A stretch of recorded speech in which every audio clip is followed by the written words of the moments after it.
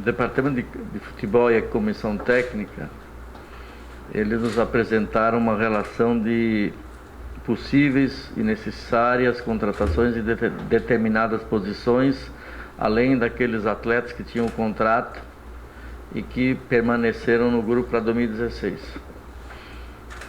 Nós liberamos para o Departamento de Futebol e Comissão Técnica o que foi pedido. Eventualmente, que eu disse ao Maringá, se você quiser contratar outro, você vai ter que tirar outro, para não incharmos o elenco, porque era prioridade nós avaliarmos melhor o nosso departamento de base.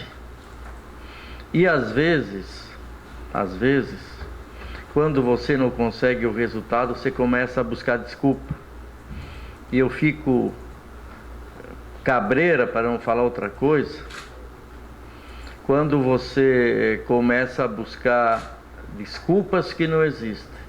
Ah, porque nós fizemos aquilo que o presidente pediu, que o futebol pediu, nós estamos escalando garotos da base. Mentira, só teve um atleta que jogou a base, que é o Gustavo Sauer. O Jonas estava aqui, Mário Sérgio aqui, Ratinho aqui, Aguiar aqui, Donato aqui, Diego aqui, Naldo aqui, Anselmo aqui, Ítalo aqui e Trípode aqui. Eu tô inventando.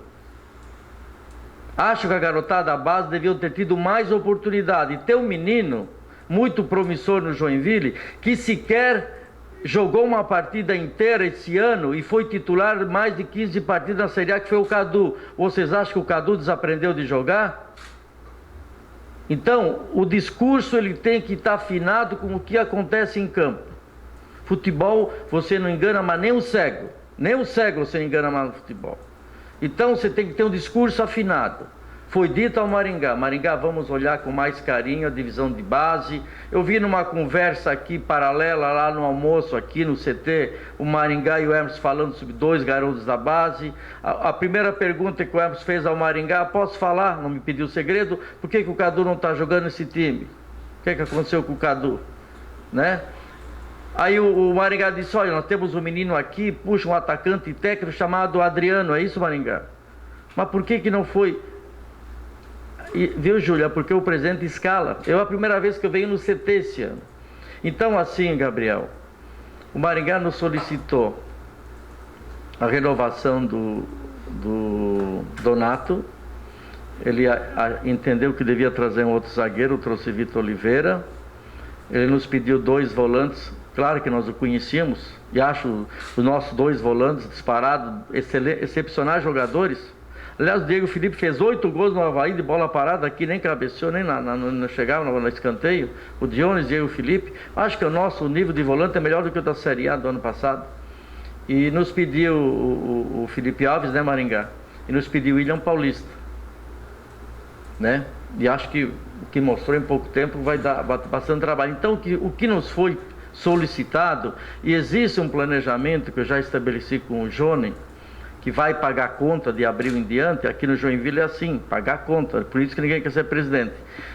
Eu afinado com o Maringá, de pelo menos até a Série B, buscarmos aí de 5 a 7 contratações. Agora, o cenário no futebol ele muda de um dia para o outro. Se o Emerson entender, ele conhece praticamente todo o grupo que está aqui.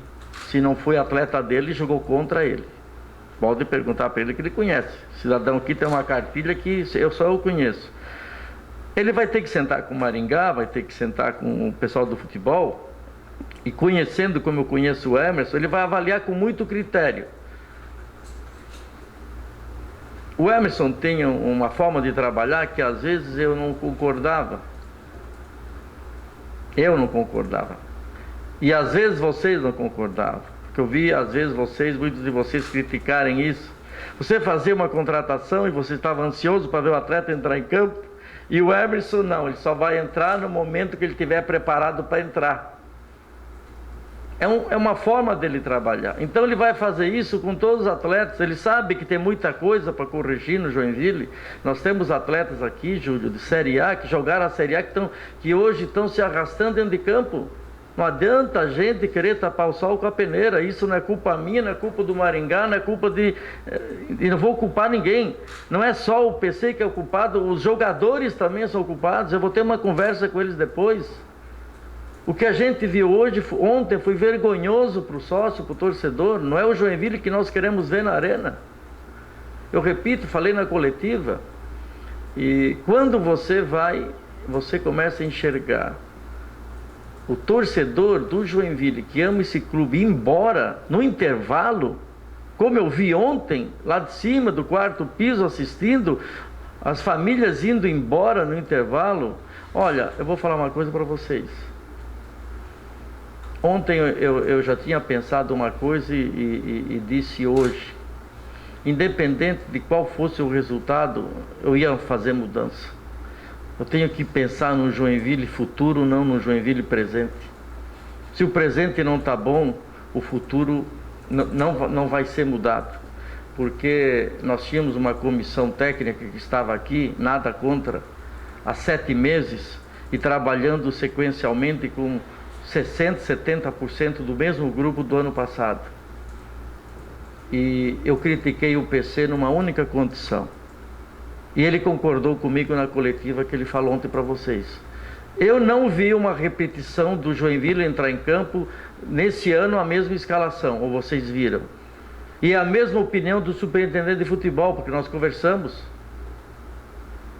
E o Maringá não tem obrigação nenhuma de escalar o time, que tem obrigação é isso aqui. Mas eu acho que o Emerson tem por obrigação ouvir o Maringá, ouvir a opinião do Maringá. Muitas vezes a comissão não enxerga alguma coisa que pela experiência do superintendente ele enxerga. E a função dele é dar proteção ao Emerson e ajudar o Emerson, não escalar o time. E às vezes, eu repeti há pouco, nem o superintendente nem o presidente mandam mais que o treinador. Entende? Então assim, as contratações elas vão ser feitas dentro das necessidades a pedido da comissão técnica e do futebol, que vão trabalhar alinhado. Foi assim sempre, dessa forma que foi trabalhado, dentro de um orçamento que já está planejado para o ano inteiro. Tenho feito isso com o Johnny e é dessa maneira que vai ser. Nós temos alguns atletas que os contratos se expiram aí no final do Catarinense e temos aí, eu tenho um atleta que está jogando pouco pra caramba aí, me foi oferecido 500 mil para emprestá-lo até o final do ano no time de Série A. Imagina se ele estivesse jogando bem. Mas é o futebol, então nós vamos avaliar o nosso projeto. O projeto é Série B, mas a nossa obrigação, e volto a repetir aqui o que eu falei para vocês, veja a Chapecoense um pouquinho acima dos outros. O lugar do Joinville hoje devia estar na segunda colocação, no mínimo com 10 pontos. Porque não tem bicho-papão nenhum nesse catarinense, não. A hora que cair na arena, como as equipes caiu, meu amigo, não tinha ninguém que vencesse o Joinville, não. Então, vocês não se preocupam que o Emerson tem um elenco de atletas da sua cartilha, o Maringá tem alguns nomes, e a minha função e a função do presidente... O presidente, aliás, não tem obrigação nenhuma de entender de futebol. O presidente tem que dar tranquilidade e respaldo, pagar salário em dia e dar tranquilidade para o futebol trabalhar. Essa é a função principal do presidente. Obrigação minha e depois a do Johnny. Então, o que eles conversarem, o que eles trouxerem para a gente vai dar um parecer. Aí entra a questão financeira, né? Eu com o Maringá, nós já nos alinhamos. Quando ele pergunta de um atleta, eu já o questiono, ele já sabe que a gente está falando a mesma coisa. O Emerson já me conhece e ninguém aqui vai querer, é uma coisa que eu aprendi no futebol, é inchar elenco, porque o elenco inchado atrapalha muito o Emerson aqui nos trabalhos. Mas no momento certo, nós já temos alguns atletas mapeados, alguns estão no Campeonato Paulista.